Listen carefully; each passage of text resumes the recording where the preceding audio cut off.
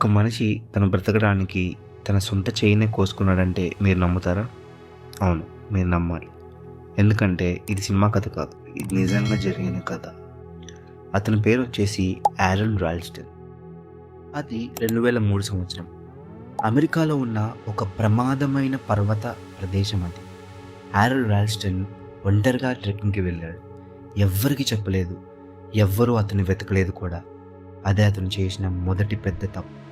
అతను ఒక ఇరుకైన రాయి మార్గంలో నడుస్తున్నాడు.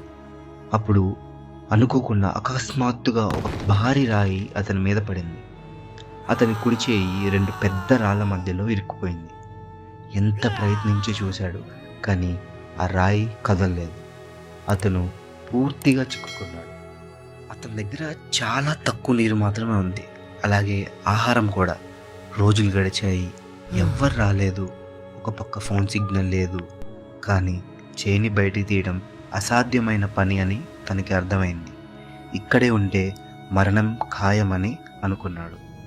అప్పుడే యారన్ రాల్స్టన్ ఎవ్వరూ ఊహించలేని ఒక నిర్ణయం తీసుకున్నాడు.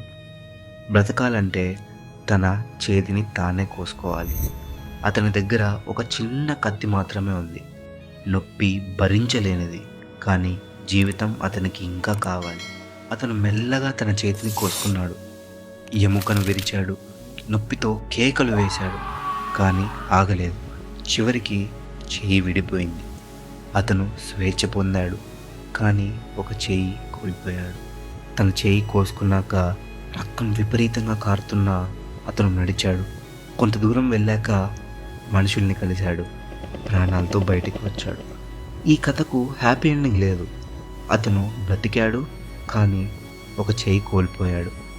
ఈ కథ ఒక నిజం చెప్తుంది.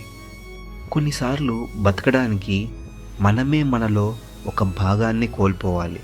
ఇది నిజంగా జరిగిన కథ. ఇలాంటి మరిన్ని నిజమైన కథల కోసం మా ఛానల్ని ఇప్పుడే సబ్స్క్రైబ్ చేయండి. Thank you.